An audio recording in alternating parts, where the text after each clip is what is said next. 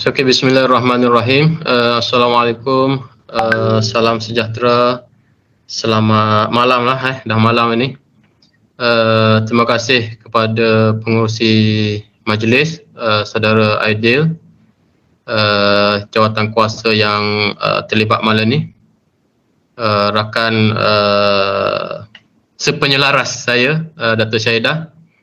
Dan saya tengok ramai pelajar yang meluangkan masa malam ni, dan saya nampak tadi saya sempat intai ada juga saudara Eric, alumni program sarjana masuk malam ni. Tak kerja ke Eric malam ni, Eric? Biasa dia dekat tengah laut, tak tahulah, mungkin nak balik raya juga kot. So ada benda nak buat kejap. Kalau lihat apa continue je. Okay, mungkin nanti dia orang tak percaya cakap saya, boleh tanya direct dekat Eric nanti. So I think kita boleh bermula sekitar 9.30. So sebelum Dato' Syahidah share dia punya slide ke apa ni, saya mulakan dahululah. So kita cuba aturkan ceramah ini untuk memastikan pelajar-pelajar yang sedang menjalani latihan industri, pelajar yang mungkin dalam dilema sama ada nak bekerja ataupun nak sambung belajar ke kan. Jadi saya bincang dengan Dato' Syahidah tempoh hari supaya pelajar-pelajar UKM terutamanya boleh mengambil maklumat malam ni.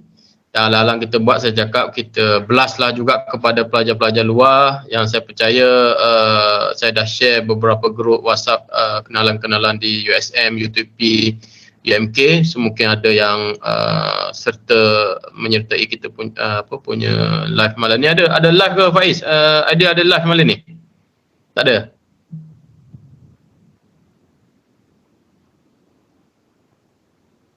Ada live malam ni ada? Live di FB kita malam ni, Faiz. Malam ni kami just rekodkan video saja. Rekod saja. Okay. So terima kasihlah kepada semua, termasuk tim Presiden Faiz dengan rakan-rakan dia yang meluangkan masa. Saya rasa dari segi agenda dia 9.30 bermula kan. 9 suku kita tunggu pelajar-pelajar masuk, dan kami akan bermula sekitar 9.30. Saya jangka mungkin sekitar 30 minit ke macam tu. Habis slide tu mungkin lebih kepada sesi interaktif lah.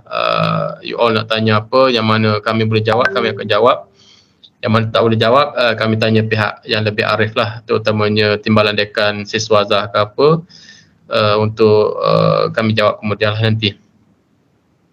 Zim, kat mana Zim? Kat luar ke? Saya kat luar kan. Baru dah dapat duit raya makan besar Betul lah Dato' Syahidah kan? Pemenang ni. Salah seorang pemenang kan? So okay, Dato' Syahidah mungkin boleh share lah kita punya slide, lebih kurang 1 minit lagi 9.30. Saya dengan Dato' Syahidah akan bergilih-gilih lah untuk bercakap. Terpulang nanti mungkin dia dah ready, nanti mungkin dia akan mulakan dalam masa terdekat lah. Ya, saya akan share slide sekejap. Ini Meet saya tak berapa pandai sikit Meet ni. Okay. Jadi kita nak mula sekarang ke Dr. Hariri? Saya rasa boleh. Saya sempat juga tadi berkongsi dengan Dr. Husnul daripada UIR Indonesia. Mungkin kita ada juga peminat-peminat daripada negeri seberang sana, yang pelajar Indonesia yang mungkin berminat nak sama masa.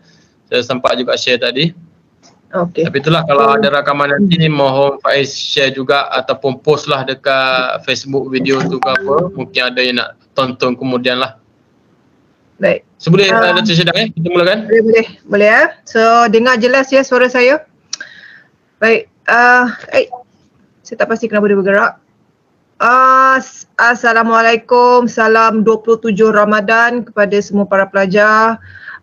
Jadi malam ini hopefully dengan keberkatan Ramadan kita dapat satu perkongsian ilmu lah.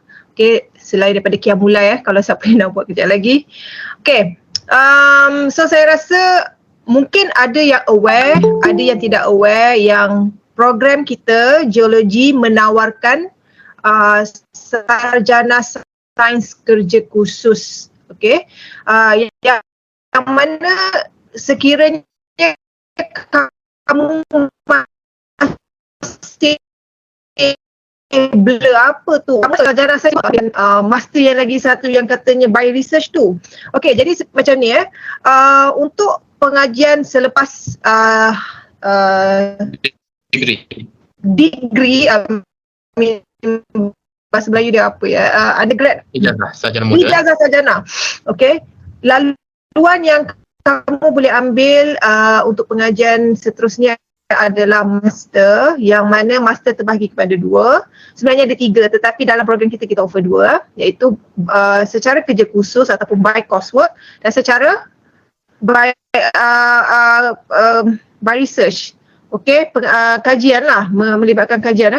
So beza antaranya adalah ketalak ni, dan master akan melayakkan you guys untuk mendapat satu ijazah sarjana di akhir pengajian nanti berbeza daripada ijazah sarjana muda lah. Okey. Jadi di sini slide pertama kami fikir-fikir apa nak bagi you guys ni faham dan nampak dengan jelas, tak ada hidden dah.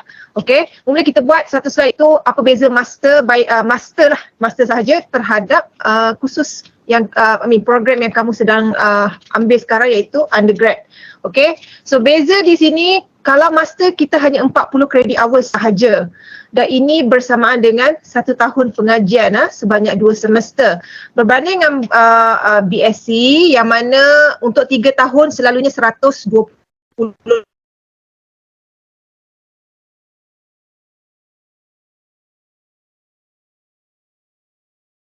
kredit. Yes, dari segi timbang tara jumlah jam kredit kita lebih rendah. Okey. Tidak ada citra. Okey, kalau sekarang ni you ada banyak ambil citra, dekat master tak ada ambil citra. Tetapi kamu sebenarnya ambil subjek-subjek yang dirasakan bersesuaian daripada program lain. Okay, saya tahu kalau you dekat undergrad, you kena melalui citra, bila subjek ke minat statistik ni subjek ke apa. Other than that, you tidak boleh ambil. Tetapi master kita bagi kebebasan selagi mana kamu mampu koordinat masa sendiri. Okay, tak ada isu. Dan cuma kamu kena aware lah, transkrip nanti akan appear lah semua subjek yang kamu ambil. Tetapi akan ada perbezaan. Kamu ambil lah sampai 80 credit hours sekalipun dalam tempoh setahun, yang dikira untuk bergraduate hanya 40 yang wajib tadi. Okay. Okay, yang ini yang paling ketara jugalah. Kalau undergraduate, at some point kamu di-assign siapa supervisor, apa tajuk tesis, kena berebut pula dengan pelajar lain kan, dan hanya diberitahu kemudian. Jadi you pun tak sure you dapat tajuk apa. Mungkin tak kena dengan minat, tapi dah itu yang you dapat, you tak boleh nak mengelak. Tetapi kalau untuk master, sekejap Dr. Syedah. Slide masih, kalau saya tanya pelajar pun, dia orang kata masih di first slide. You dah slide kedua kan sepatutnya? Saya dah slide kedua lah. Tak bergerak. Sekejap, saya stop sharing ke? Anda share saya takut line tak berapa cantik sebab hujan kan. Betul, sini pun hujan.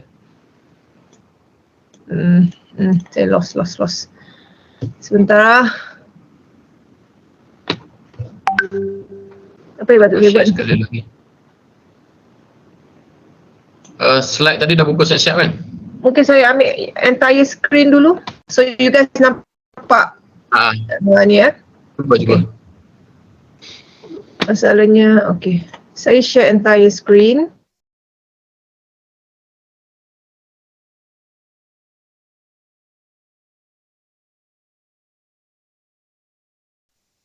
Yang ini,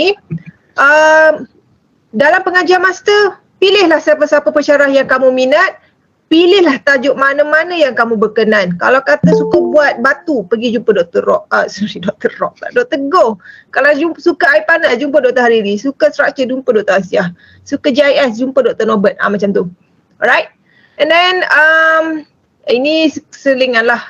Kalau master, kita panggil postgraduate student. Kalau you guys, kita panggil undergraduate. Kalau master matrik kat you berbeza dengan undergraduate ada blue line kan, tetapi master kita purple line. Alright, cuma downside master ialah limited scholarship. Tidak ada PTPTN, tidak ada JPA, selalunya yang ada hanyalah MARA, okay. Kita ada sebenarnya di peringkat KPT, My Brain, tetapi entah mengapa geologi tidak masuk dalam senarai program yang ditawarkan untuk My Brain. So very unlikely lah untuk you guys. So kebanyakan student kita adalah mereka yang self-sponsored ataupun yang ada beasiswa sendirilah kalau mereka ini bekerja. Okay. Tetapi you tahu dalam undergraduate memang banyak scholarship. So ini mungkin akan menjadi satu kekangan besar jugalah. Alright. Dan di master kita bukanlah kerap. Kita tidak sebagaimana undergraduate ya, kita ada tempoh yang terhad, jadi kita tak ada industrial training sebagaimana yang you guys tengah lalui. Kita hanya ada industrial visit. Okay, kita akan bawa you guys pergi tempat-tempat yang seperti tempat terowong yang tengah dalam pembinaan. Dulu kita pernah bawa student pergi visit LRT, saya tak ingat lah LRT 3 ke apa, Dr. Riri, lupa dah. Okay, so kita bawa tempat-tempat macam tu untuk student tengok sendiri. And then untuk common room di bangunan geologi, kita ada assign common room yang you guys boleh pilih dan boleh ambil satu table, desk lah dengan macam cubicle pun iyalah. Okay, yang you boleh duduk dan belajar. Sebenarnya di situ mula-mula kita khaskan untuk by research dan PhD sahaja. Tetapi lepas saya konsult dengan Dr. Hariri, I think it would be good kalau by coursework juga diberi peluang untuk duduk masuk bilik tu. Dan yes, next sem kita akan allow ataupun this sem kita dah allow student untuk ambil bilik tu dan boleh belajar. Bukan sebagaimana bilik aktiviti yang you guys dapat masa undergraduate ni, yang mana ianya tidak formal dan tak boleh nak study And then selalunya kalau dari segi penginapan di college, you guys kena pilih sendirilah mana-mana yang you guys nak duduk. Cadangan saya sekiranya tidak ada kenderaan, Kolej Ungku Omar adalah kolej yang paling baguslah untuk you guys ambil, kerana bila master ni sometimes you punya makmal akan heavy juga bergantung pada you punya kajian. So you akan sentiasa kerap berada di bangunan geologi, sebaiknya duduk tempat yang lebih dekat lah. Okay, walking distance sahaja. Okay, dari segi perbezaan, okay, untuk you guys boleh ambil tiga-tiga ini jika menepati syarat. Okay, yang kami sebagai penyelaras adalah pada coursework.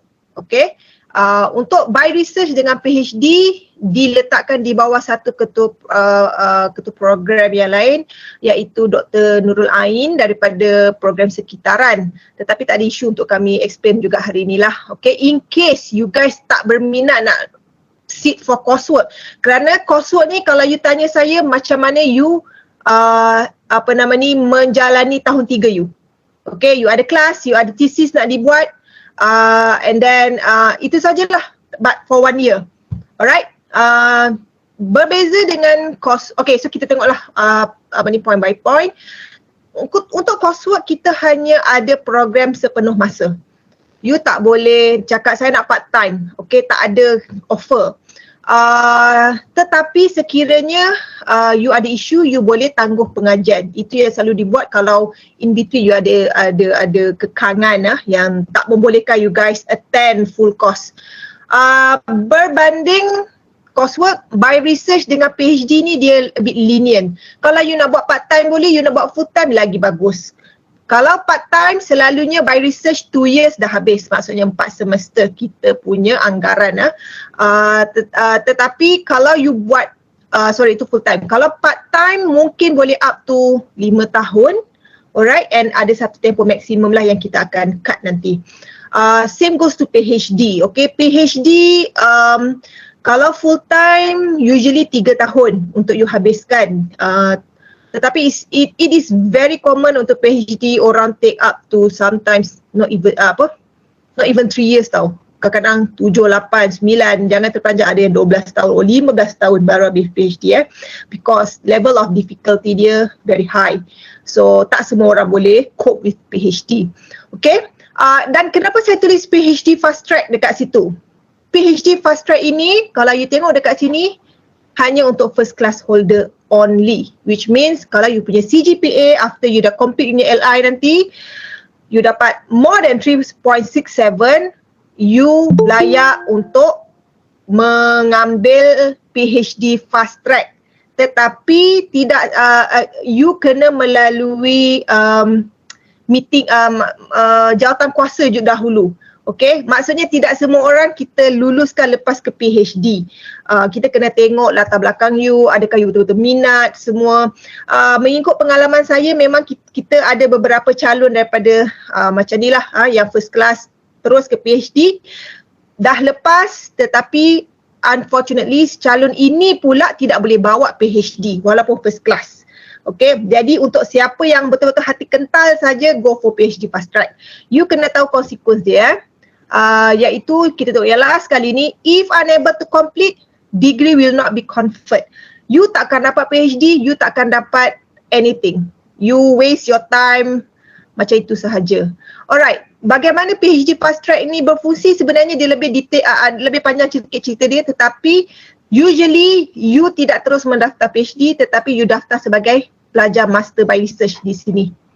Okay, you masuk as Master by Research, jika tidak silap saya after 2 semesters, kalau you punya pencapaian semua A, subjek yang you ambil, dan supervisor you encourage, in fact di sini even coursework tak silap saya pun boleh, dan you boleh convert you punya status master itu kepada PhD.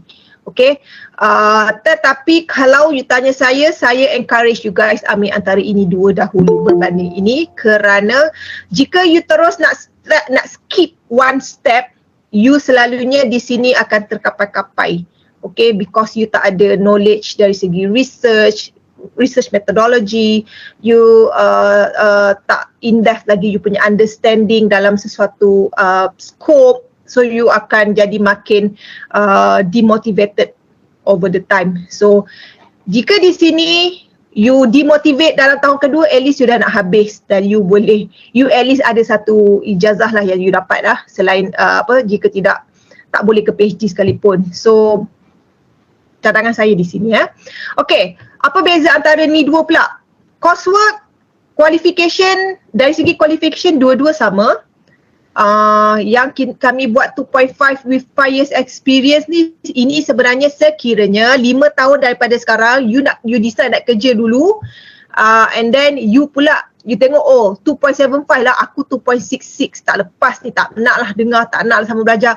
Tuk you kerja, okay, you dapat kerja, after 5 years letih kerja ni aku nak belajar pula. Okay, mesti aku boleh naik pangkat baru aku belajar lepas ni aku dapat master. So after you have that experience, although you punya pointer below than that, you patut you boleh diterima masuk tanpa masalah. Okay, and then apa beza lagi? Okay, yang paling ketara sebenarnya selain daripada masa kelas, master by coursework pack dengan kelas, you ada 9 classes all together dalam tempoh setahun. Okay, yang mana kita divide antara SEM 1-2, you boleh tengok struktur dia kemudian dicampur dengan thesis. Okay, dan untuk Master by Research masih ada kelas, tetapi 3 sahaja. You boleh ambil lebih, macam saya cakap tadi kalau you nak, tetapi tidak dikira. Dan Master by Research, kalau you ambil kelas tu, kita tak ada grade kat you. You dapat A ke, you dapat C ke, you dapat D ke, tak ada isu, you still dikira mengambil kelas. Dan orang kata tick lah prasyarat untuk bergraduate tu. Okay, as long as you ambil kelas tu, you ikut penilaian dia yang you habiskan 14 minggu. Okay, cuma coursework sedikit berat kerana C- dikira fail. Kalau you dapat C- dan ke bawah, mesti you kena repeat that subject. Wajib. Jadi kenapa begitu? Kerana apabila dapat C-, you akan tarik you punya pointer bawah 3 selalunya. Okay, yang mana sekiranya pelajar pada semester itu dapat bawah 3, next semester kita tak galakkan dia ambil full subject. Jadi instead of habis setahun, dia akan habis setahun setengah ataupun 2 tahun, bergantung kepada subjek apa yang dia kena repeat tu. Okay. Untuk bergraduate, bagi master by coursework, you perlu achieve 3.0 and above. Tak boleh kurang. You dapat 2.99, you tak boleh graduate. You kena baiki you punya markah, okay, dan only you boleh dibenarkan bergraduate. Kerana masa you dapat sebegitu, dia akan tulis lulus bersyarat ataupun bersyarat lah. Maksudnya you tak lepas kriteria master tu. Macam ni lah, kalau you pada semester yang pertama you masuk, you dapat below 3, kita panggil you lulus bersyarat, conditional pass. Kalau you dapat more than 3, lulus dan terus pengajian. Okay, dan bila you cukup syarat, status you bertukar kepada boleh bergraduate. Alright. Dan apa konsekuens kalau first semester you masuk je terus dapat bawah 2, kita akan terus terminate you. Okay, tak ada rayuan, tak boleh apa, memang terus terminate. Sepanjang saya menjadi penyelaras, kita pernah terminate seorang ke 2 orang, seorang, tapi international lah.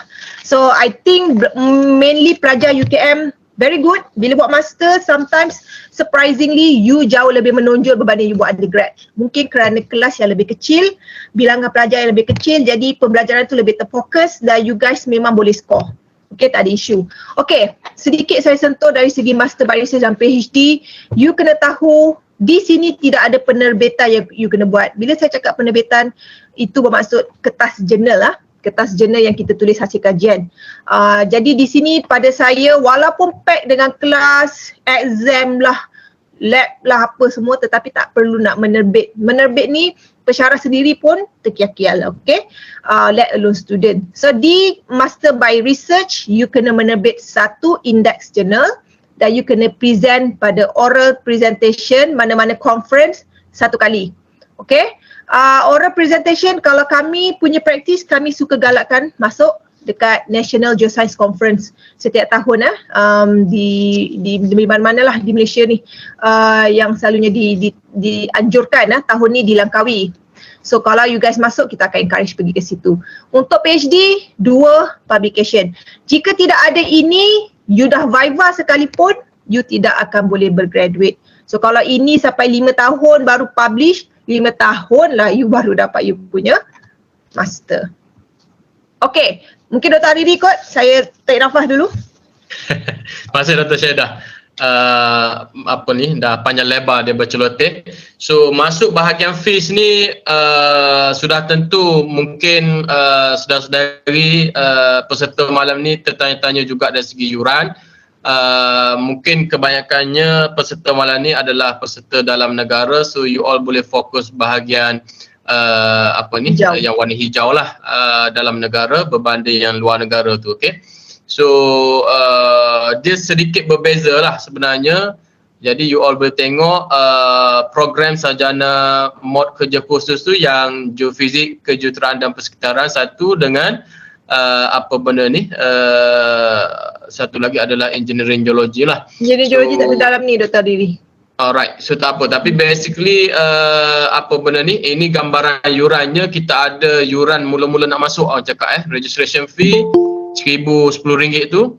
Kemudian ada yuran untuk aktiviti, yuran pengajian 115 kali dengan kredit, berapa kredit yang kita ambil lah ikut subjek yang kita daftar tu.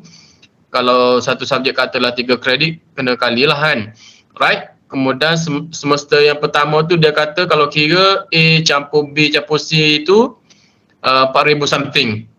Kemudian semester berikutnya adalah 2,000 plus. Dan kalau kira secara umumnya dalam 9,000 something lah untuk you dapat master.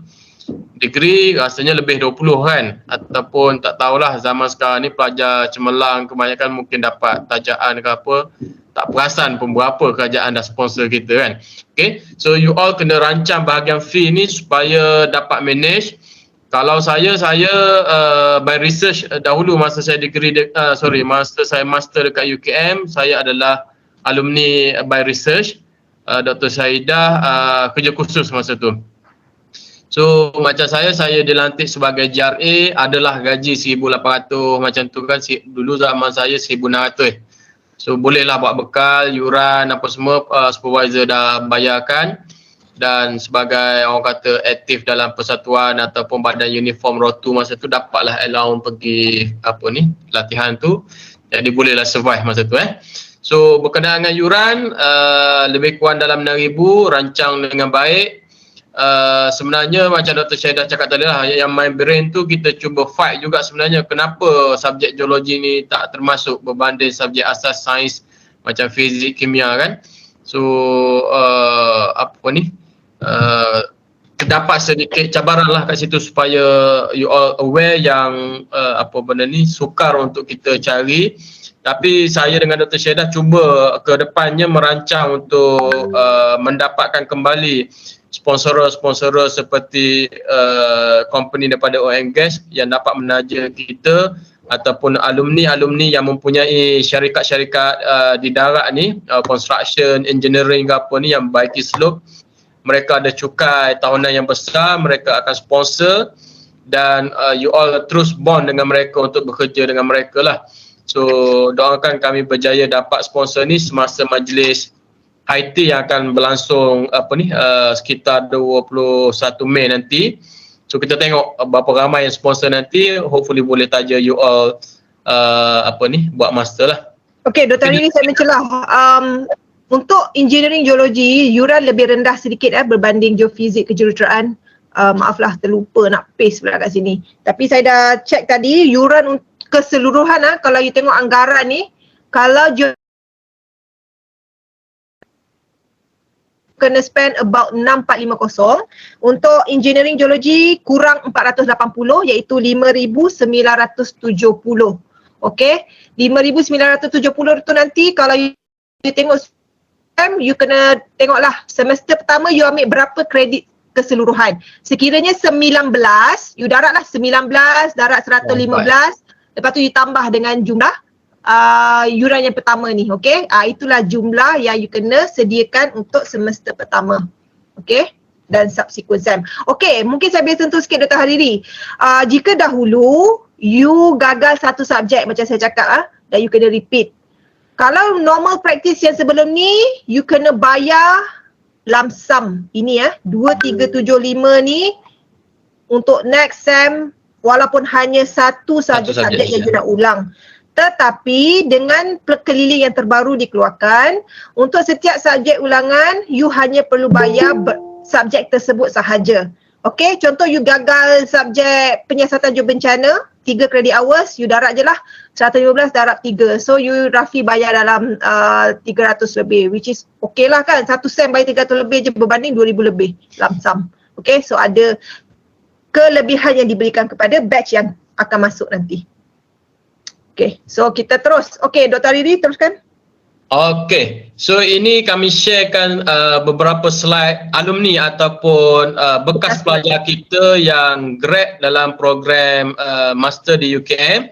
So yang pertama adalah saudara Nik Muhammad Adib. Sekarang dia join PTD, Pegawai Tadbir dan Diplomatik. So ini gambar dia tengah berkursus lah. So dia merupakan batch yang tahun lepas. Next, Dr. Syahidah. Manakala saudara Azman ni, ini antara yang popular juga. Kita kadang-kadang kalau degree ni susah nak penetrate masuk GPA ke apa kan. So saudara Azman ni dah bergelar sebagai pegawai kaji bumi ataupun C41 di Jabatan Mineral dan Geosains di negeri Sarawak. So Azman merupakan alumni 2020-2021. Next. Ini yang saya sebut tadi, saudara Eric ada join tadi. Apa benda ni? Dia satu batch dengan Ni Adib. So sekarang bekerja dengan company oil and gas, Asian Geos. Next. Ini Sudan Unity ni merupakan anak murid saya, walaupun nampak mungkin lebih tua daripada saya, lebih senior. 2018-2019 dia anak murid thesis Dr. Riri. From Uganda. So dia bekerja dekat engineering geology.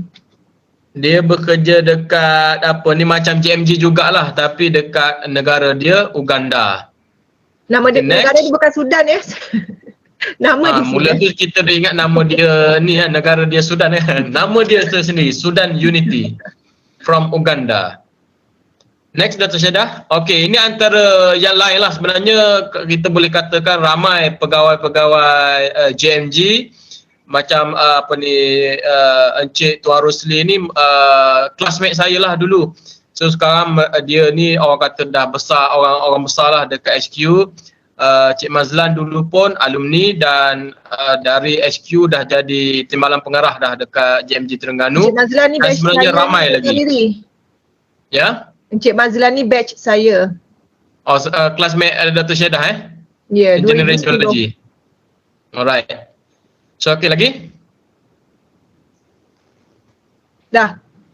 Ini antara yang apa benda ni kita Ini baru satu. perkenalkan.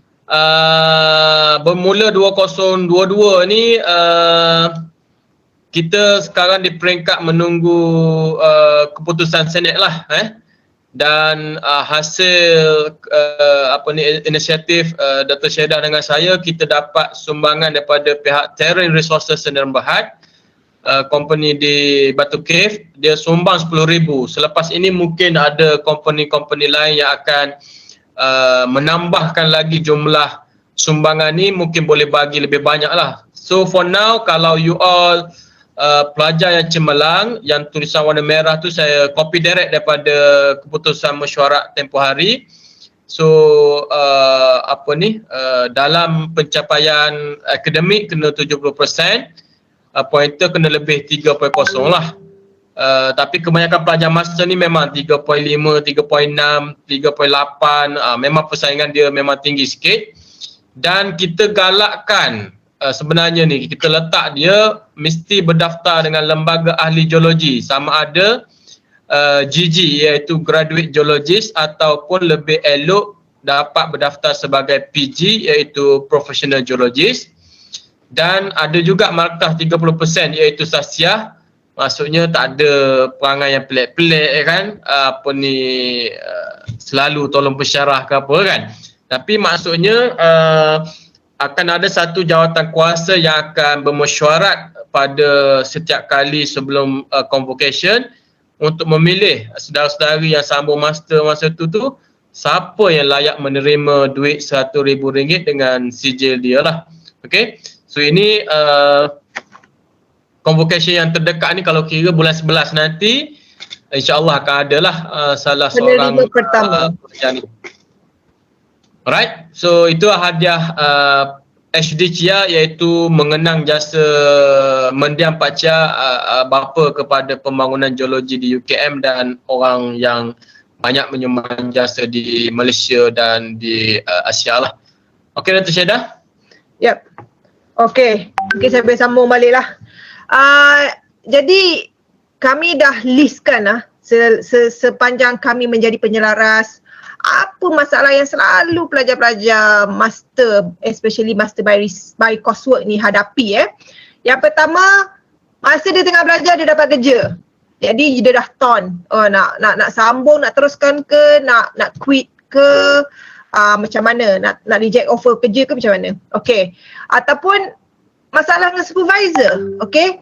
Mungkin kamu jarang dengar masalah dengan supervisor semasa undergraduate, tetapi masalah dengan supervisor boleh wujud semasa kamu buat master nanti. Sama ada tajuk tu tak suka ataupun supervisor tak supervise betul ke, ataupun isu-isu lain yang tidak diketahui. Okey, ini paling banyak berlaku sebenarnya. Unable to complete thesis within stipulated time.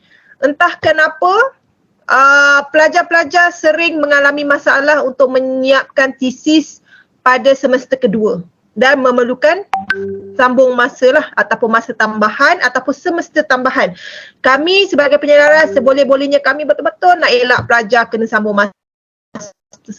masa kerana kami faham implikasi kewangan yang akan berlaku. Tetapi inilah yang kerap berlaku dan ini cukup sudah sampai 9 semester sambung. Jadi you bayangkan berapa lama masa dia delay. Dan pada saya ini berbalik pada isu nombor 2 lah, isu CSB. Mungkin mereka tidak consult SV. Jadi SV pun tak boleh nak tolong kerana pelajar itu sendiri mengambil pendekatan tidak berjumpa supervisor dan berbincang. Kalau dia berjumpa mungkin kita boleh potong 7 semester yang disambung tu, at least graduate and still graduate dalam masa yang diberikan lah, tak membasir duit. Nombor 4, swap elective subject with subjects from other program. Okay, ini kekeliruan yang selalu berlaku. Bila you tengok struktur program, okay, nanti kita tunjuk kemudian, you nampak ada perkataan elective courses. Elective di sini tidak bermaksud you boleh pilih mana-mana. Oh, rasa subjek ni susah, saya tak nak ambil subjek ni, nak ambil subjek ni. Saya nak pergi ambil subjek dekat sekitaran nanti, saya nak tukar sebab yang ni saya tak boleh bawa ni. Tapi kredit awal sama. Tak boleh macam tu ya. Bila ini berlaku, pernah berlaku, panjang cerita dia. Dan antara solusi yang terakhir masa itu ialah saya terpaksa offer kelas khas untuk pelajar ni kerana dia dah nak graduate sangat dah. Dia ingat dia dah lengkap 40 credit hours dan nak balik negara dia dah. Okay, bila saya cakap balik negara tu maksudnya dia orang international lah. So, selalunya pihak UKM bila melibatkan pelajar yang dah nak bergraduate, kita terpaksa buka subjek khas untuk dia. Walaupun subjek itu tidak di-offer pada sem itu. Jadi menambah beban kepada pensyarah yang mengajar lah. Okay, missing in action. Ini pun banyak berlaku pensyarah cari pensyarah pula macam pelajar mendiamkan diri. Ada masalah, beritahu. Kita akan tolong mana yang mampu. Demotivated, ini common. You belajar undergrad pun you demotivate kan. So bila you demotivated, selalunya why? You terlalu leisure masa you berada dalam you punya college. You tak berada dalam surrounding yang membolehkan you belajar. That's why jangan berada di college sekiranya you sedang belajar. Maksud saya waktu siang lah. Spend most of your time di bangunan geologi, makmal ke apa ke, study. Kalau you tak ada buat benda lah nak buat pun, you belajar lah, you buat assignment ke apa. So you punya motivation to keeps running lah. Okay. Struggles to cope with classes and assignment given. Okay. Ini berlaku bila dia rasa pack sangat. Tapi pada saya taklah pack sangat. Sebagaimana you punya tahun 3, okey je, ada je masa untuk bernafas. Assignment memang banyak. Okey, mungkin kita nampak tendensi ini semasa PKP. Kerana masa PKP tidak ada final exam. You pun tahu undergraduate tak ada juga final exam. Kita rely on penilaian berterusan. Jadi kita memang kena bagi assignments kerana itulah cara kami evaluate you guys punya performance. Okey, jadi ada yang tak boleh nak cope, tak hantar. So bila you tak hantar, kita tak boleh tolong. Money constraint. Money constraint memang masalah siapa saja, tetapi suka untuk saya ingatkan you guys, kita ada zakat UKM. Okay, saya pesan ni kat banyak student. Kalau you ada intention untuk sambung belajar, tetapi you tidak berkemampuan, I'm not sure, tapi setahu saya lah, ini based on pengalaman saya dengan student saya, student PhD saya, dia usahakan untuk mendaftar, tetapi selepas itu saya akan endorse dokumen dia untuk mohon zakat UKM. Itu kita boleh buat.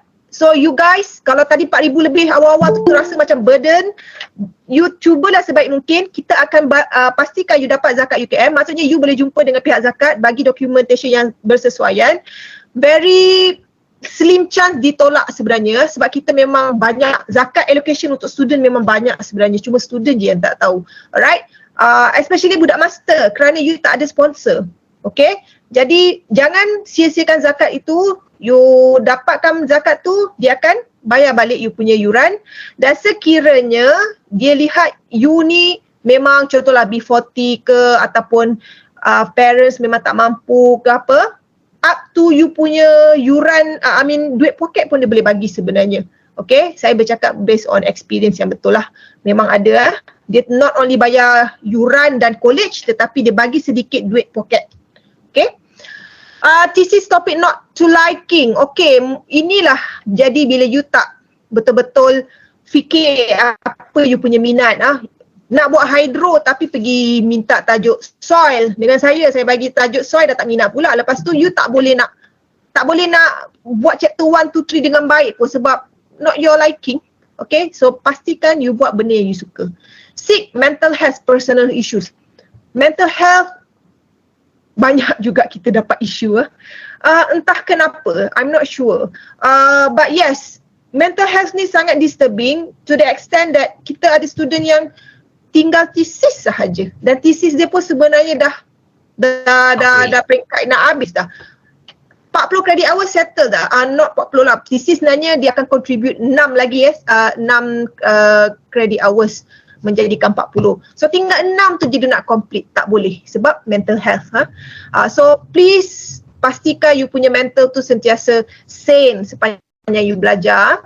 Conflict with friends, classmates, overseas students, ini minimal, tetapi boleh menjadi konflik sebab semasa-masa kita akan banyak galakkan you interact, assignments you bersama dengan pelajar international. Undergraduate you tak ada opportunity berinteract dengan mereka. Di dalam master, most likely you akan ada opportunity tu, dan you akan nampaklah hurdles yang you ataupun boundary lah between you and them. Okay, complacency and wanted to be spoon feed all time. Ini antara masalah juga. Bila dah master, you jangan expect kita, okay, 1 tambah 1 adalah 2. Ingat tau, 1 tambah 1 tu 2. Tak macam tu ya. You punya tahap taksonomi dah meningkat. Okay, kita tak ada lagi soalan senaraikan apa ke benda. Mungkin ada tapi not that much dah. Kebanyakannya ada something yang berbentuk integration.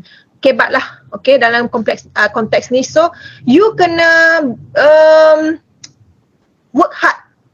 You kena read a lot. You can understand a lot, understand more than you buat you understand masa you zaman undergraduate dulu, sebab you akan pergi a bit detail masa master.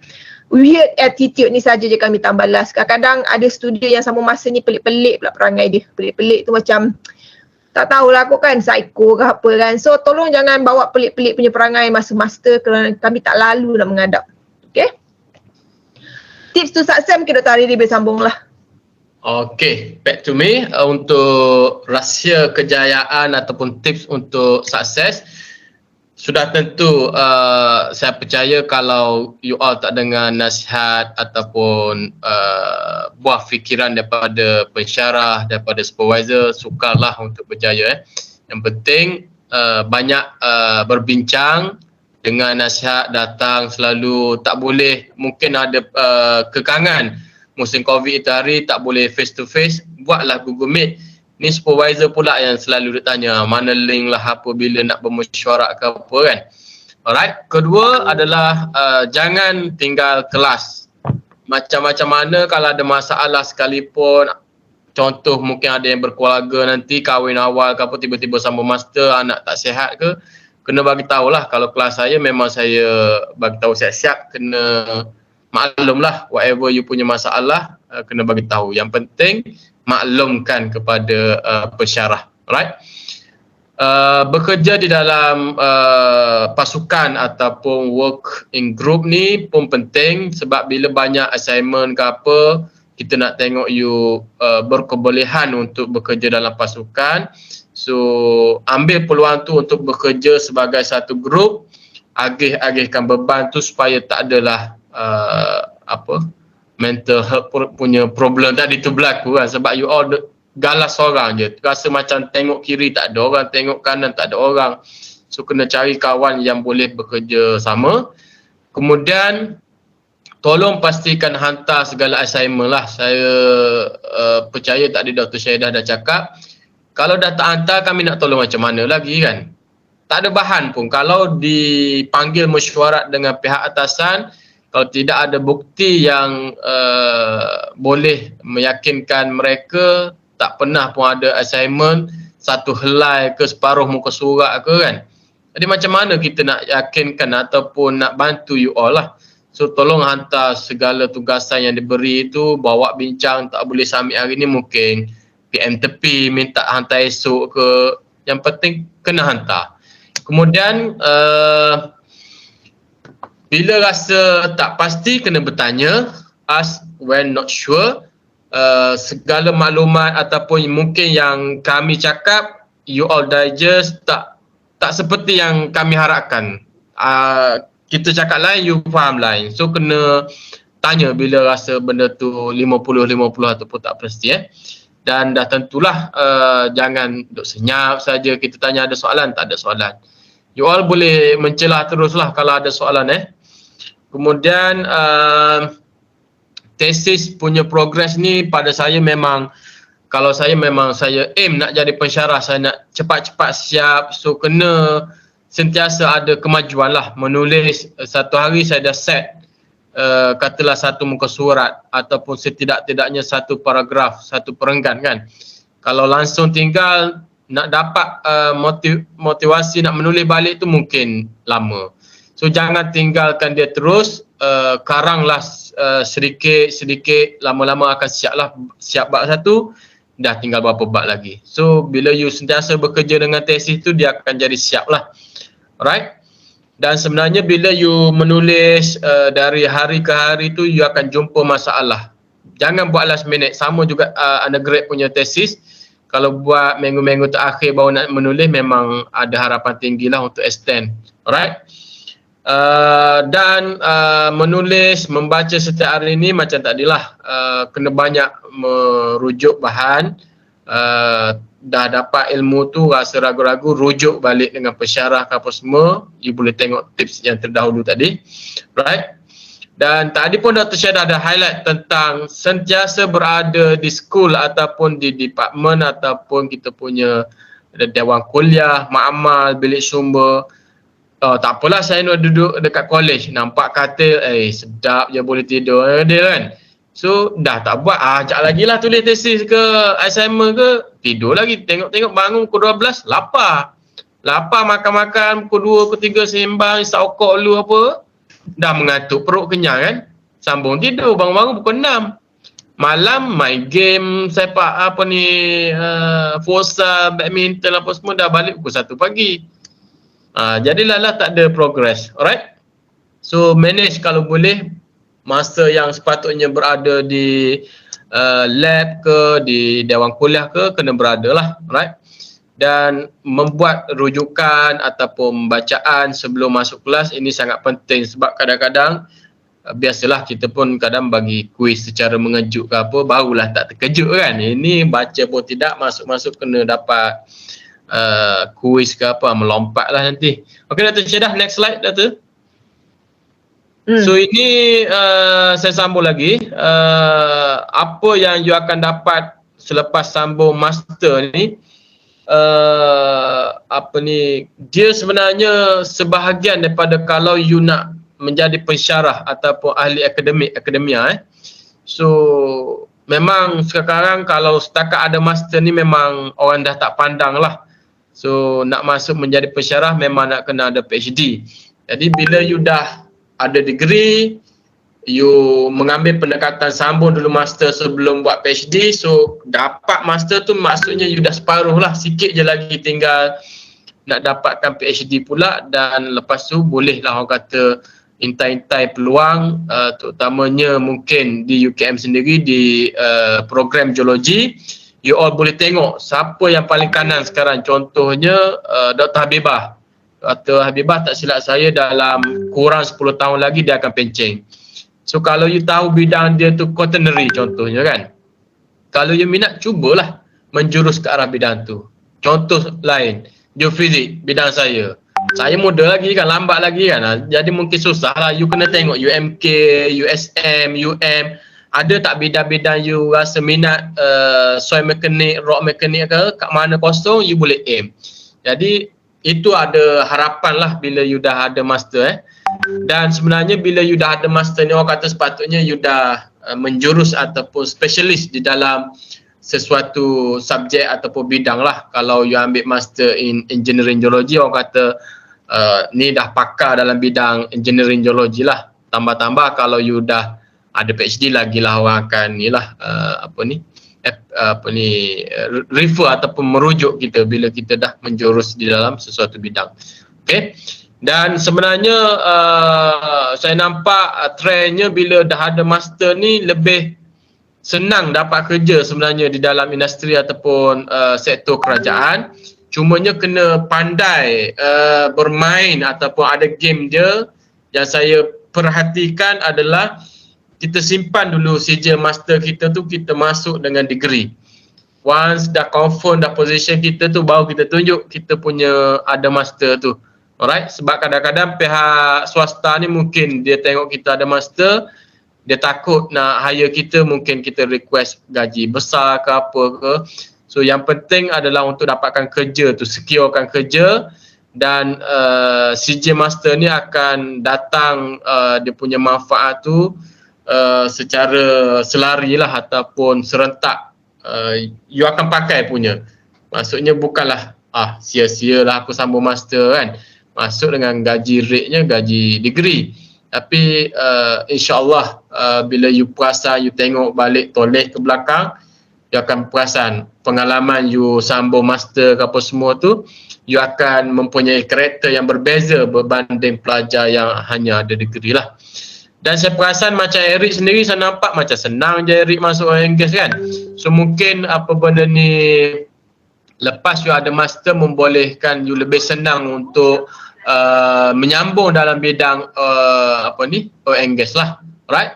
Dan saya juga perasan, saya tengok ramai yang mula membuka syarikat, mula ada pengalaman semasa buat master ni, dia mungkin jadi freelance ke apa kan. Masa degree tu dia intai peluang, masa buat master tu sambil-sambil siapkan tesis dia join freelance, dan dah ada pengalaman tu dia mula berani untuk set up company sendiri, dan daripada situ kita dah tak berharap lah nak makan gaji dengan orang kan.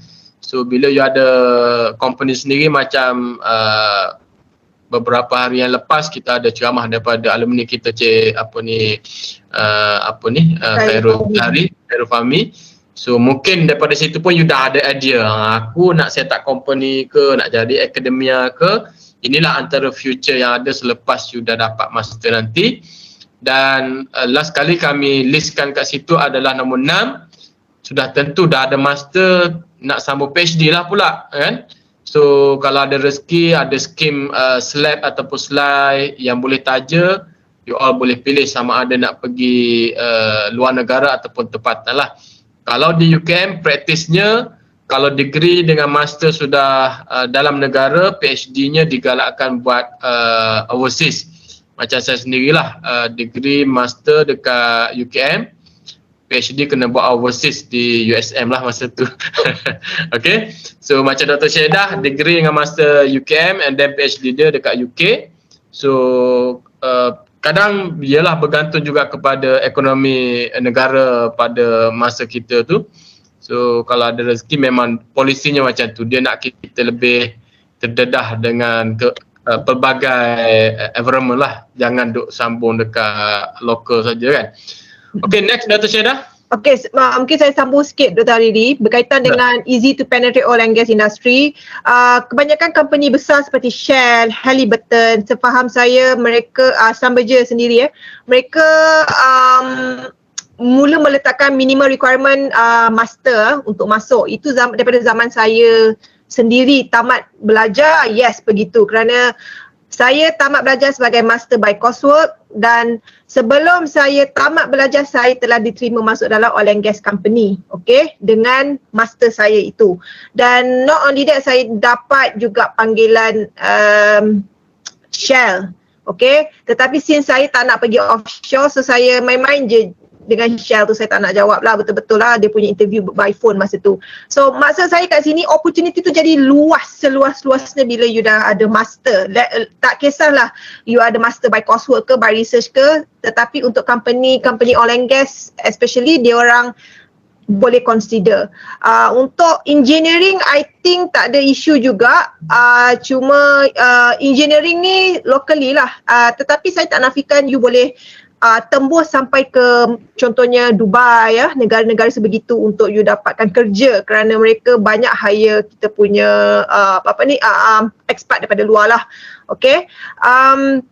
Dari segi pursue PhD ni, setelah you ada master, you boleh intai contoh kalau you rasa saya nak pergi UK lah, mungkin nak pergi Manchester, banyak, memang saya suka Manchester United, nak pergi Manchester. So sebenarnya kalau you rajin tengok British apa nama tu, saya lupa lah istilah dia tu, you boleh tengok peluang-peluang scholarship daripada negara UK kepada Commonwealth country. Okay, kita adalah salah satu negara Commonwealth kan. So mereka ada beasiswa-beasiswa yang boleh diberikan secara percuma. Cuma a bit competitive. Tapi once you are the master, you are one of the applicants yang layak. Okay, and sekiranya let's say tak dapat yang itu, you boleh apply pula MARA. Okay, MARA akan memberi pinjaman boleh ubah, yang mana sebenarnya rate of payment semula tu tidak tinggi pun pada saya lah. Like I'm not sure, dia depends kepada kalau you saya tak apa sure, tapi tak tinggi. So still worth it lah. Okay. Jadi yes, kalau you berminat lepas ni untuk pergi ke luar negara, this is one of your laluan lah untuk you pergi ke luar negara. Okay. Okay, ini adalah secara, saya rasa kita boleh skip ni lah, ni you boleh buka buku sahaja. Itu pengenalan pasal program. Jadi inilah saya dan Dr. Hariri kalau ada yang masih tak kenal.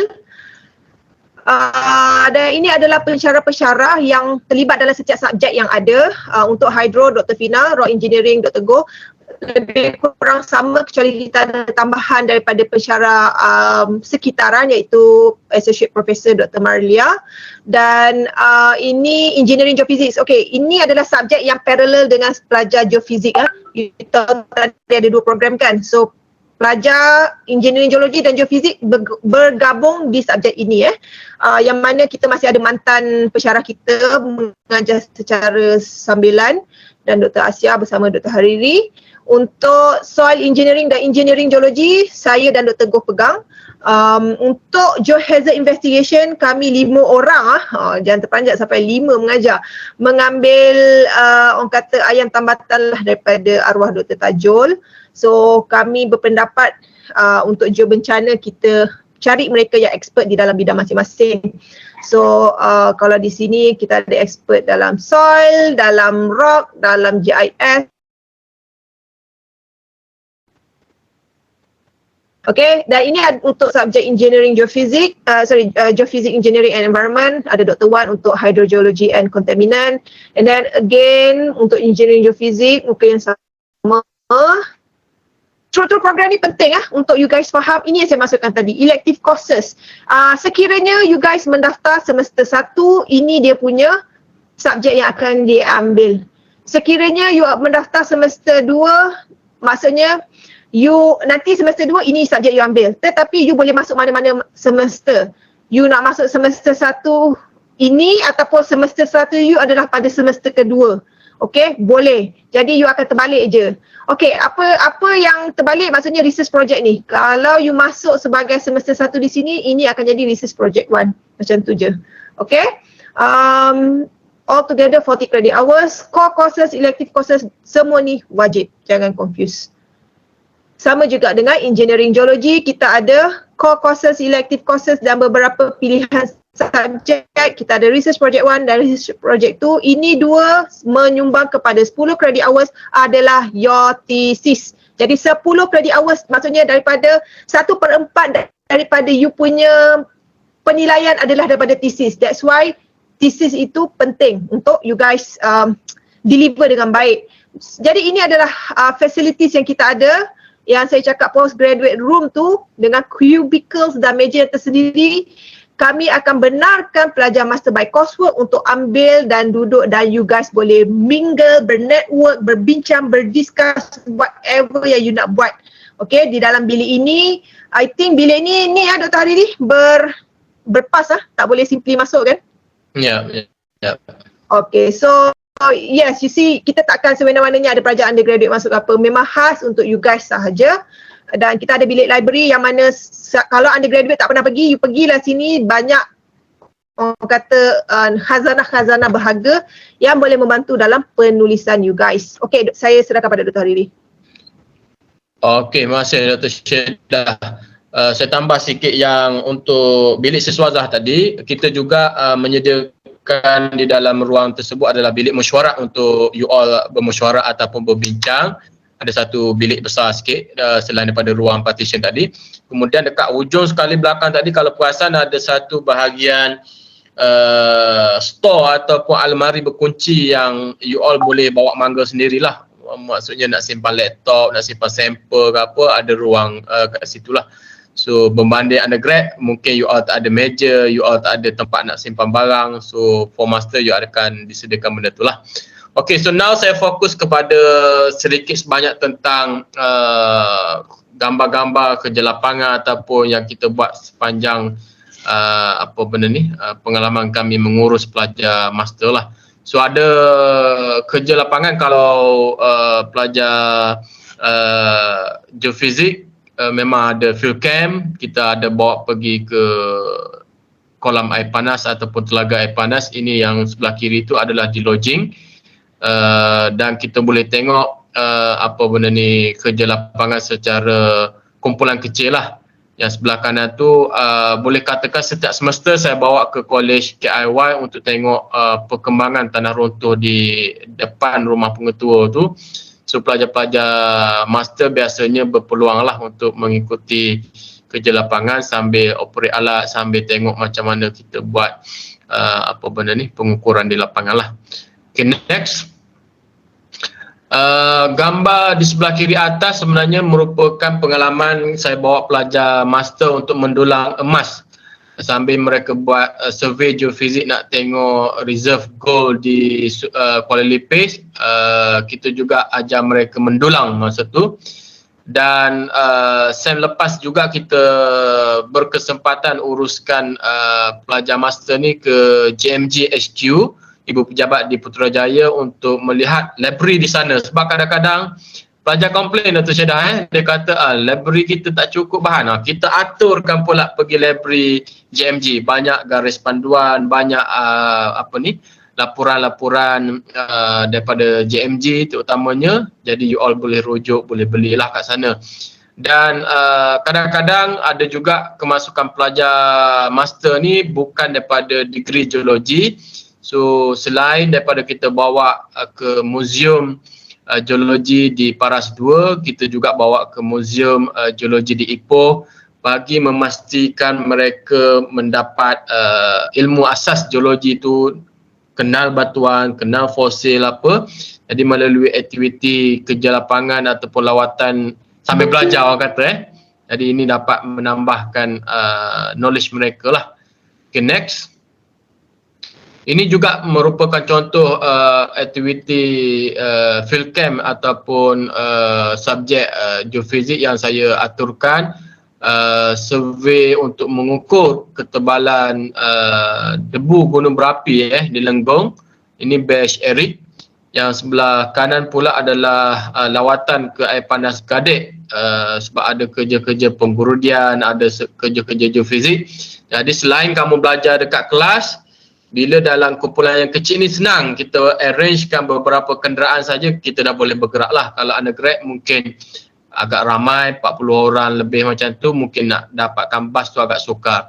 Jadi yang master ni lebih senang, dan ada sebahagiannya mungkin yang dah bekerja, ada kenderaan, lebih senang lah kita menyusun pergerakan kita tu. Okey Dato' Syedah. Ini yang Dato' Syedah cakap tadi, kita pernah bawa ke, kalau tak silap saya, yang tunnel tu adalah untuk, bukan MRT seingat saya, untuk saluran air, Langat kalau tak silap.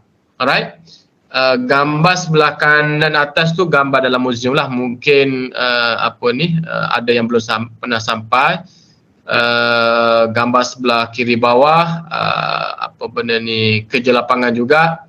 Sebelah kanan tu sebenarnya kerja lapangan undergrad sebenarnya, tapi kita nak cakap yang banyak sebenarnya kerja lapangan yang kita boleh aturkan supaya yang non-geologis ataupun geophysicist punya background ni dapat polish, dapat merasai real punya exposure di site inilah. Okay, so next. Dan sebenarnya kalau saudara-saudari menyambung pengajian peringkat sarjana di UKM, banyak kita galakkan mereka menulis di dalam akhbar. So macam yang sebelah kiri itu pelajar master Arda dengan saya menulis rencana dan dihantar ke berita harian lah. Dan macam semalam kan kita ada pertandingan esei. So inilah antara objektif yang lebih besar. Bila you dah selalu menulis apa semua, you akan makin bersemangat nak submit ke Berita Harian, nak submit ke Dewan Masyarakat di BP apa. Sebab ada yang berbayar, ada yang tak berbayar. Jadi bila yang berbayar ni mungkin akan dapat orang kata sedikit duit poket lah. So di peringkat sarjana kita memang banyak menggalakkan pelajar-pelajar ni untuk menulis di akhbar. Alright, lagi Dato' Syedah. Dan sebenarnya pensyarah-pensyarah di program geologi ni memang banyak yang menulis lah. Kalau biasa melihat bahagian rencana di Berita Harian tu, Dr. Rozi selalu, Dr. Syedah selalu, bukan setakat di akhbar, malah juga dirujuk di bahagian-bahagian berita ataupun sesi interview khas. Mungkin tidak cukup di TV, kadang dipanggil juga di siaran radio untuk mengulas sesuatu kejadian bencana ataupun isu-isu yang berkait dengan bidang kita lah, geologi. Okey. Ini ada lagi, ini Prof. Cik Aziz, dan sebenarnya kita juga ada buku-buku karya yang terbaru, mungkin saudara-saudari tak perasan pun, yang ditulis oleh pensyarah di Geologi UKM berkenaan tanah runtuh, jatuhan batuan, dan ini dikira sebagai antara buku yang terkini lah, sekitar tahun 2020, 2021 macam tu. Alright, lagi Dr. Syedah? Dan ini saya promokan juga, kalau buat geofizik kita ada alat seismograf yang terkini, apa benda ni, True, dan kita ada software, kita ada komputer untuk memproses data. So saya sangat menggalakkanlah kalau ada yang berminat nak sambung, bolehlah mencuba nanti. Okey, lagi? Ni last ni. Alright, so untuk contact us ataupun hubungi kami, sebenarnya kami bagi link ni, dan saya ingat slide ni pun kami boleh share dengan pihak penganjur. Kalau ada yang minta boleh emailkan lah. So you all boleh tengok detail tentang pakar-pakar yang ada di Jabatan Sains Bumi dan Alam Sekitar, JSBAS ni, dia ada website dia. Mungkin boleh juga tengok di fakulti punya website. Apa benda ni, satu lagi adalah Postgrad ataupun Siswazah punya website. You all boleh tengok macam mana nak daftar ataupun nak mengisi borang nak masuk jadi pelajar lah. Dan kalau tak cukup dengan tu, boleh telefon kita orang, boleh telefon di pejabat ataupun menggunakan telefon peribadi kami ataupun email lah untuk mendapatkan lebih penjelasan ke apa ke. Malu nak tanya sekejap lagi, saya tanya ada soalan tak tanya sampai sudah, bolehlah kontak kami. Okey Dato' Syedah, center bahagian saya mungkin Dato' Syedah nak tambah sebelum kita buka kepada Q&A lah.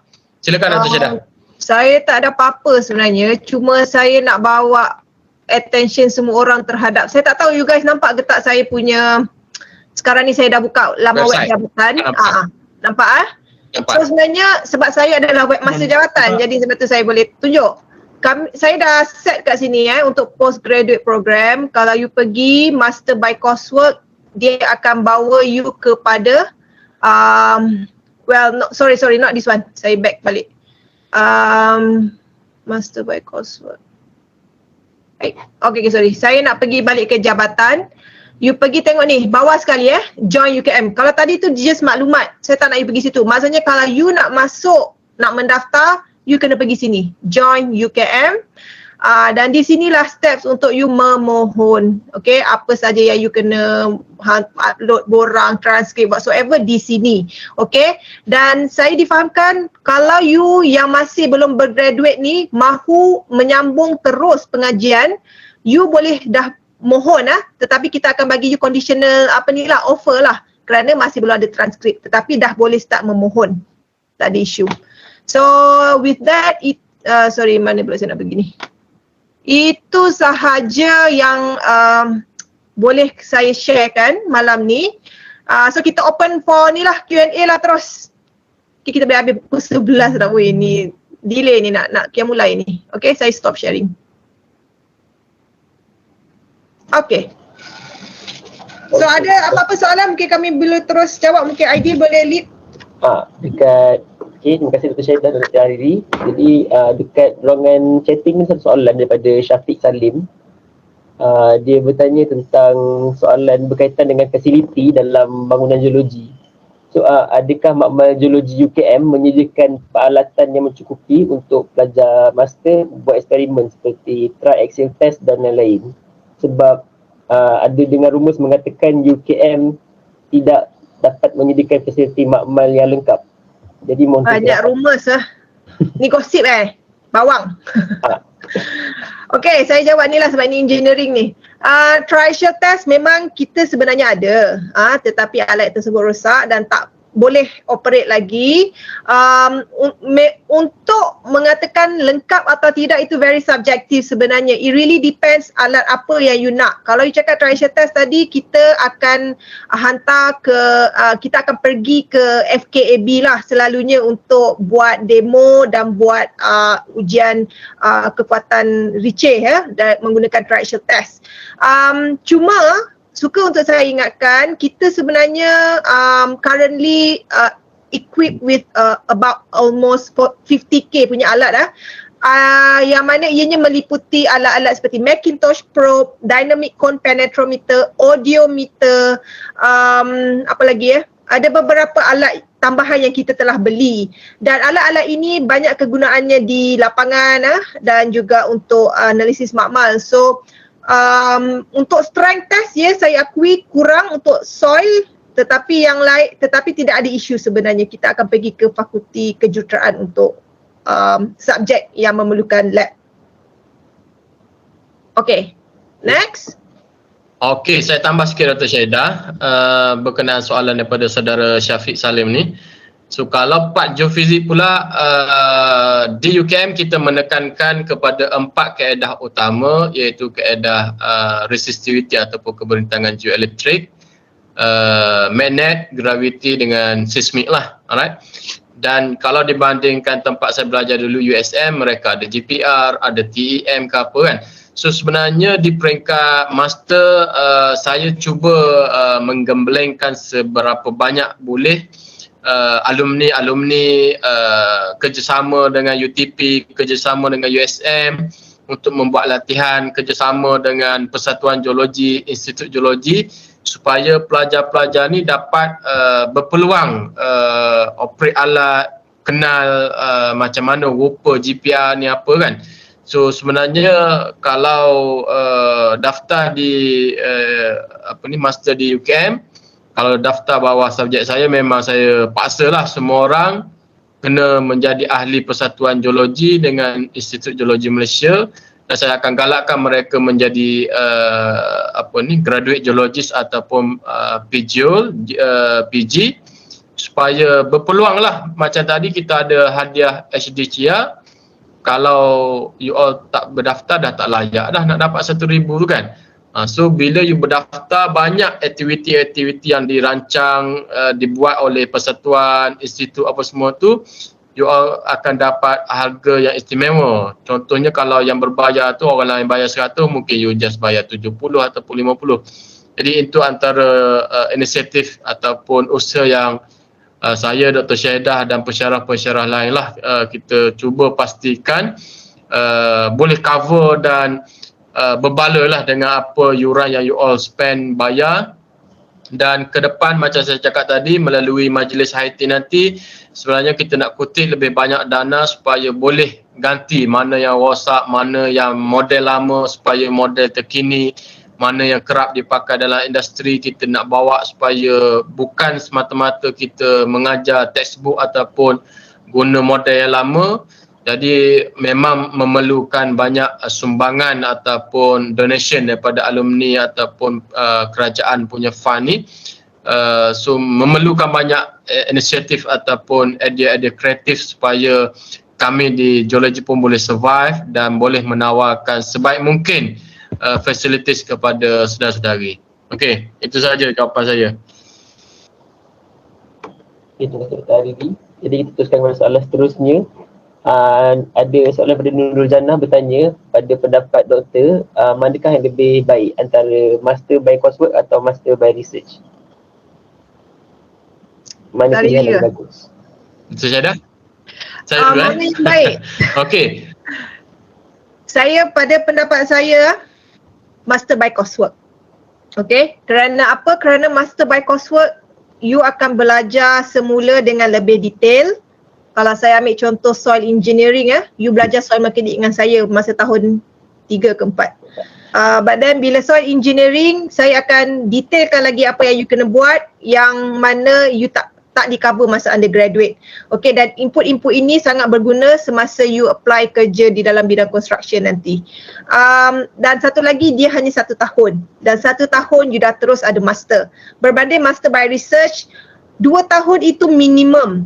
Kadang-kadang ada berlaku masalah kajian yang tidak kena, you kena drag you punya masa. Dan ada tadi aspek penerbitan kan, saya dah cakap penerbitan tu agak tricky.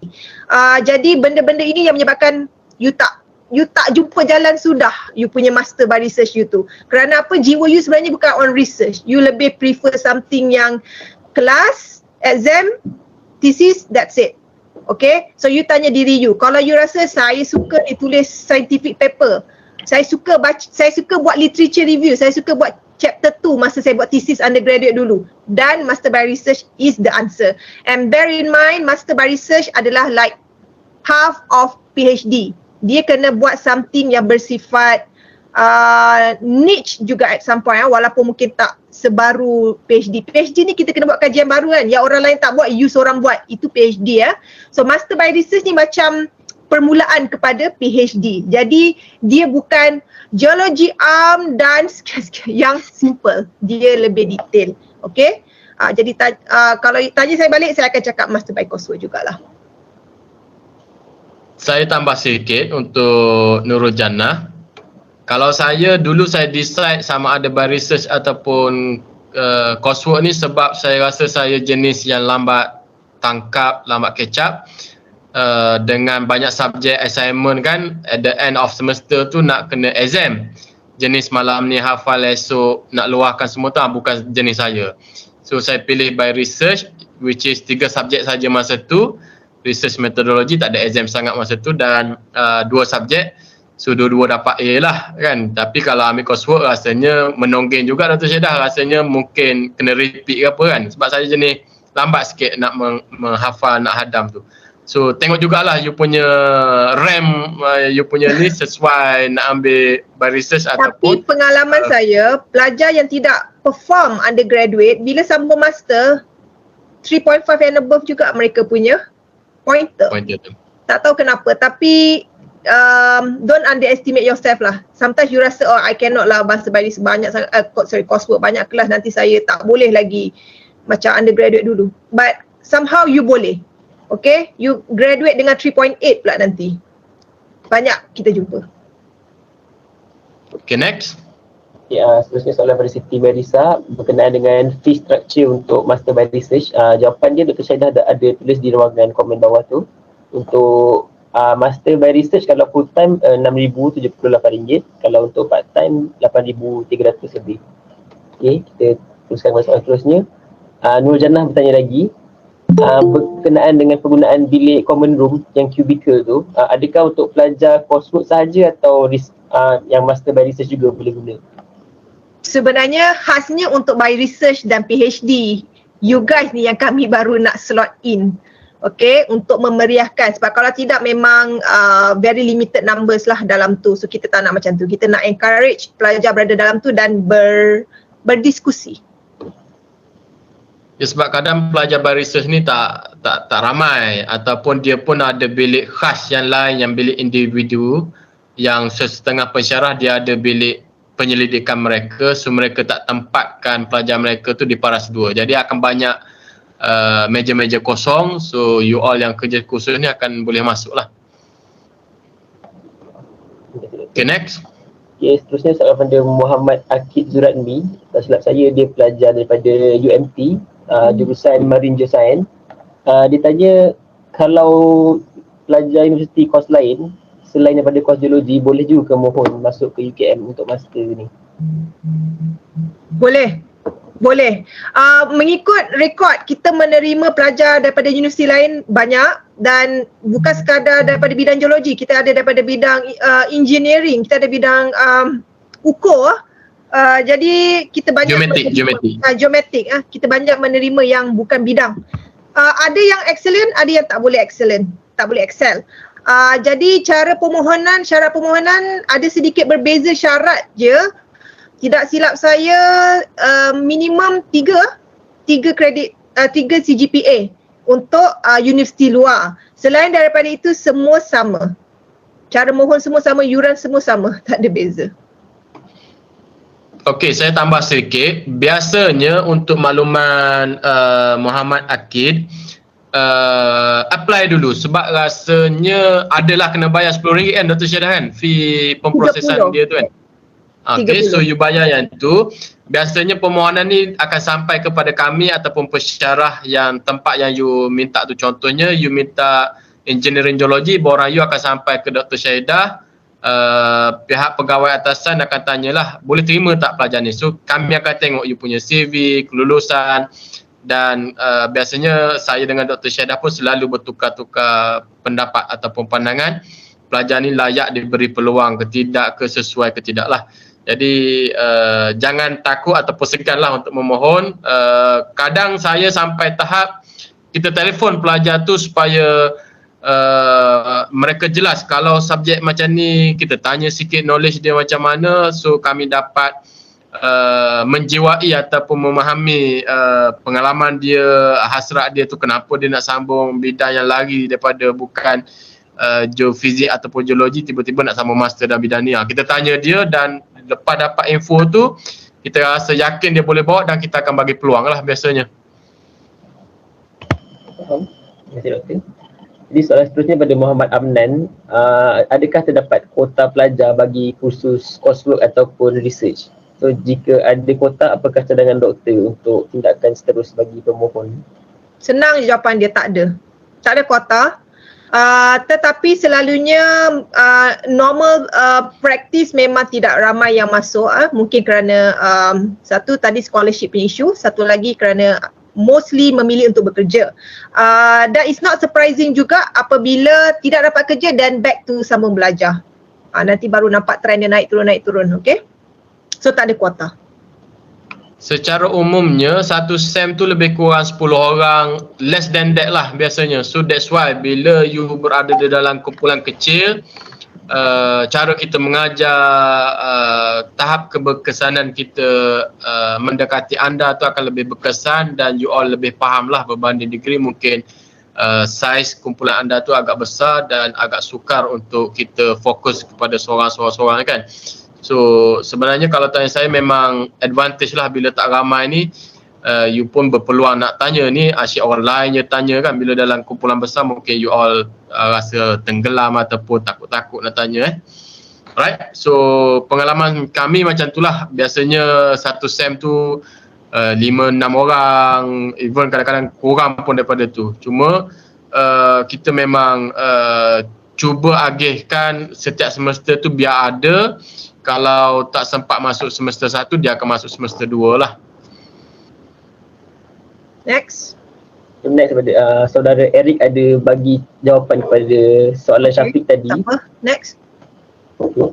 Satu soalan pada Marisa juga tanya, ada juga ke peluang untuk menjadi RA semasa menjalani master?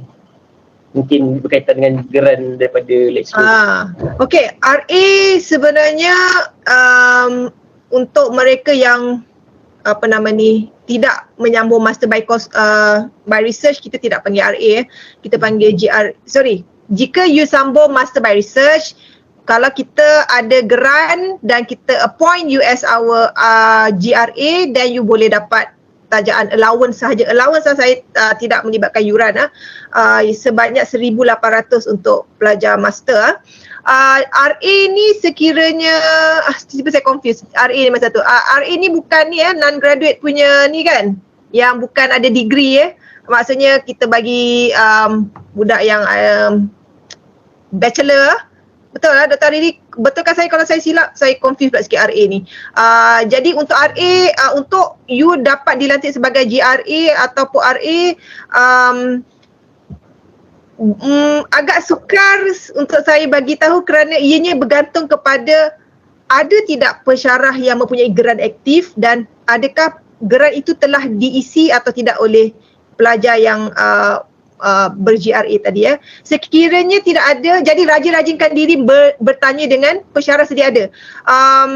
Doktor nak pakai GRA tak? Doktor nak pakai GRA tak? Okey, kerana mereka sahaja yang ada jawapan mereka nak GRA atau tidak. Kami tidak tahu tetapi menurut pengalaman saya untuk by coursework selalunya memang tidak boleh dilantik sebagai GRA. Tetapi boleh diberi RA ataupun honorarium kita panggil honorarium Sagati, lebih kurang jago hati. Kami kata siapa ya, saya petik surat Alia Batrisha, saya ada sampel tanah nak buat test ni, you boleh tolong saya tak? You buat dalam 2 hari nanti saya bayar 300. Macam tu. Itu boleh. Okay, so kalau let's say lah you ada kekangan kewangan ke, tanyalah mana-mana pensyarah yang kerap mendapat projek-projek tepi ni, ada tak benda yang you nak tolong yang you boleh diberi honorarium, okay, untuk coursework. Tapi by research, sekiranya tidak ada peluang ke arah GRA, you akan sambung by research you secara self-sponsored lah, bermaksud. And let's say in between ada pensyarah lain yang dapat I think tak boleh sebab once you masuk by research, you sebenarnya kena ada proposal. Maksudnya you kena tahu apa yang you nak buat. Okay, pensyarah yang dapat geran penyelidikan yang membolehkan melantik GRA selalunya dia dah ada tajuk lain pula. Dan selalunya you tak boleh master you buat tanah runtuh tiba-tiba you nak jadi GRA air panas. Tak boleh. You kena masuk GRA sebagai GRA yang membuat tajuk research air panas juga. Okay, I hope that is clear lah. Terima kasih Doktor. Saudara Syafiq Salim ada soalan lagi kepada Dr. Syahidah. Master by coursework untuk engineering geology tu include rock dengan soil engineering ke? Sebab ya. Sorry, dia bukan, I don't know why you saw it as separate, tapi dia tak separate lah. Dia sekali, okay? Soil engineering dan rock engineering berada dalam program engineering geology. Yes, mungkin soalan terakhir pasal Lina. Adakah pelajar Master Geologi UKM hanya ada 2 bidang sahaja?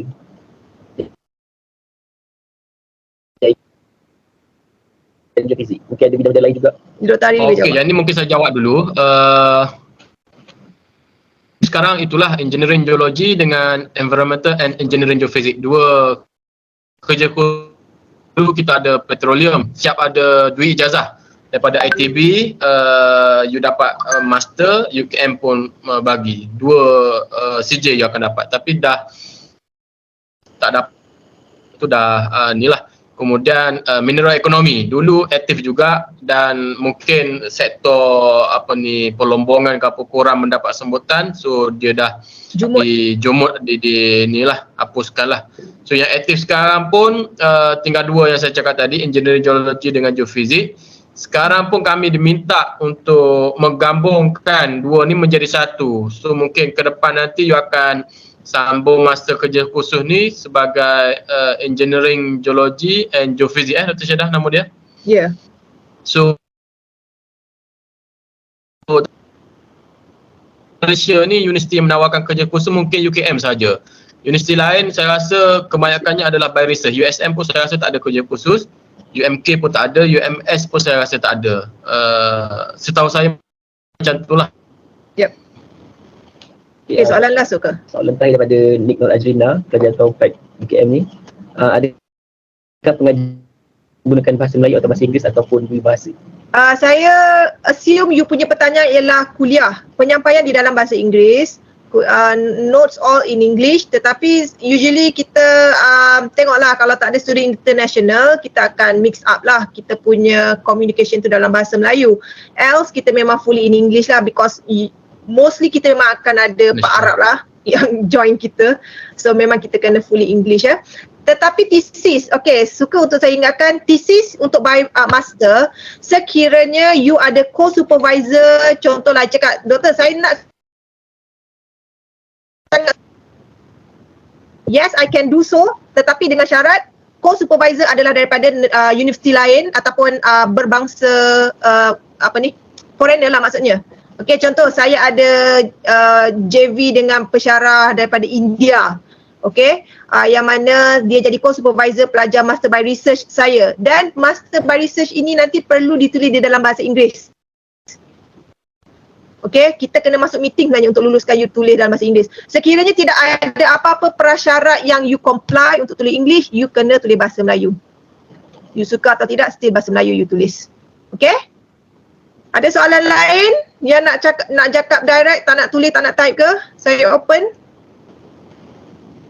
Jangan malu-malu, mungkin lagi satu dua soalan sebelum kita tamatkan kita punya talk ini.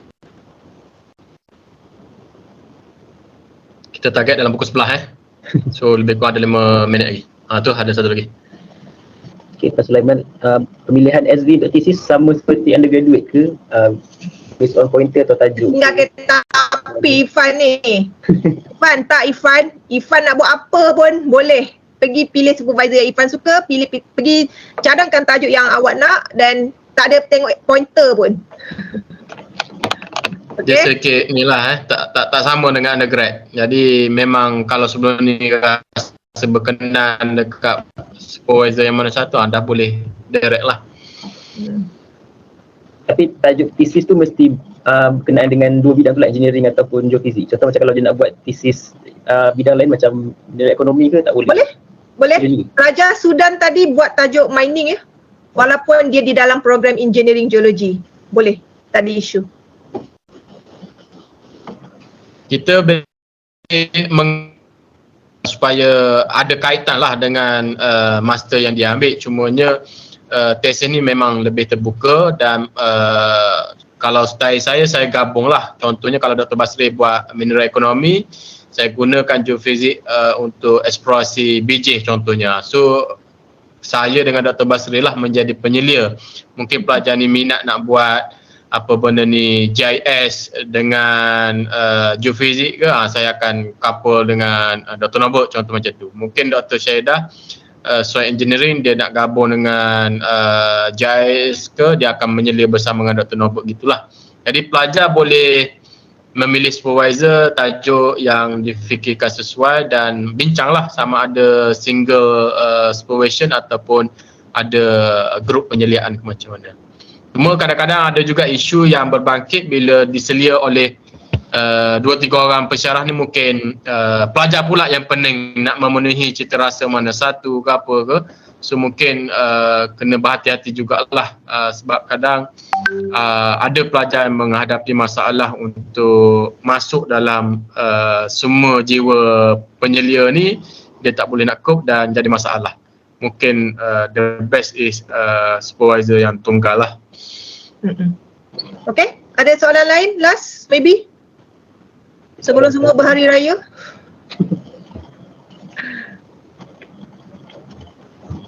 Okay, sekiranya tidak ada, then pada saya it's a wrap.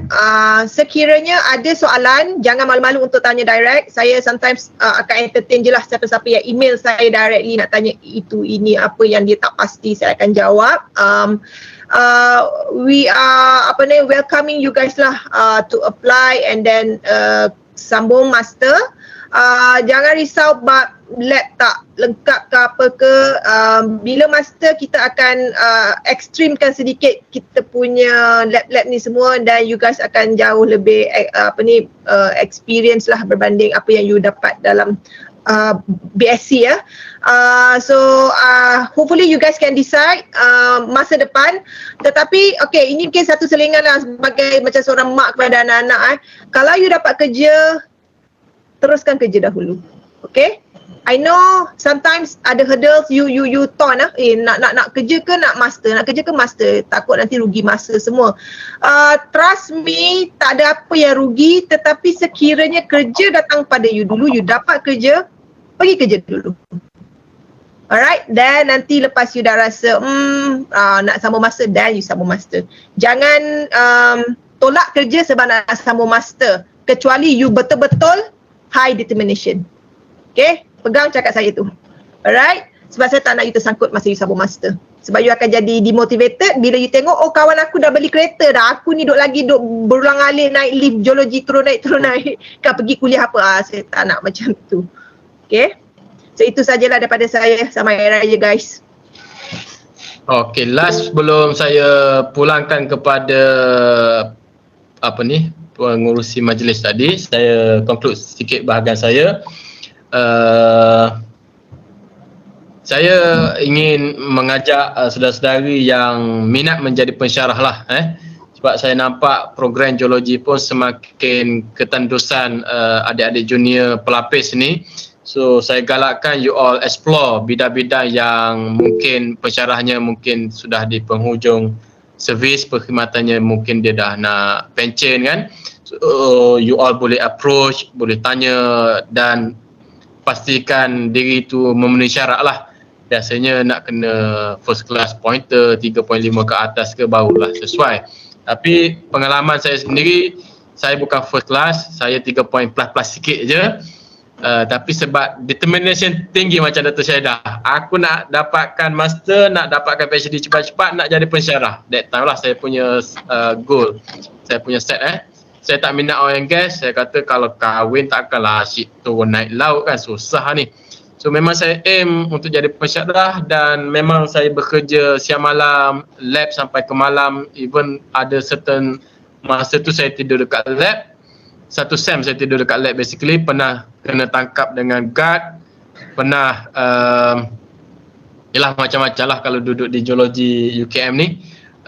Pengawalnya bangunan geologi yang kerasnya sebab batu kan. Itu antara cabaran lah, tapi alhamdulillah sampai hari ni hidup elok lagi. Saya bagi cabaran ni lah kepada first class student ataupun yang minat nak jadi pensyarah tu. Once dah ada PhD, tak ada isu sangat lah, isu pointer masa degree tu bawah 3 ke apa kan. Yang penting memang ada CJ yang paling besar, PhD, dan ada bidang ataupun kursus ataupun subjek yang kosong tu, insyaAllah you akan diterima masuk lah. Kalau orang tu lambat lagi pension macam saya, you apply nak jadi pelapis geofizik, saya 20 tahun lagi nak pension, lambat lah, payah lah you nak isi post Saya macam Dr. Riri, untuk rekod soil mekanik kurang pensyarah di dalam orang yang geologi background. Di UM tak ada, di UMK tak ada semua tu. So if you sambung dalam soil, high chances untuk you dapat jadi pensyarah jugalah. Walaupun bukan di UKM saya pun masih muda lagi. Saya junior hari ni. Okay. So yes, there's a chance, vast chance untuk you masuk dalam universiti lain. Okay. Okay, itu saja idea pengurusi. Saya pulangkan kepada anda lah. Terima kasih. Okay. So, terima kasih kepada Dr. Syahidah Dr. Riri untuk perkongsian yang padat malam ni, sejam setengah juga, bagus berlazah. So, saya kata terima kasih kepada semua kerana sudi meluangkan masa untuk hadiri program kita pada malam ini. Jadi, saya kata kalau ada maaf salah silap, mohon diampunkan. Jadi, kita tutup majlis ini dengan tasbih kafarah soal as. Okay, terima kasih. Itu saja, terima kasih semua. Thank you. Untuk slide nanti kami akan email dia.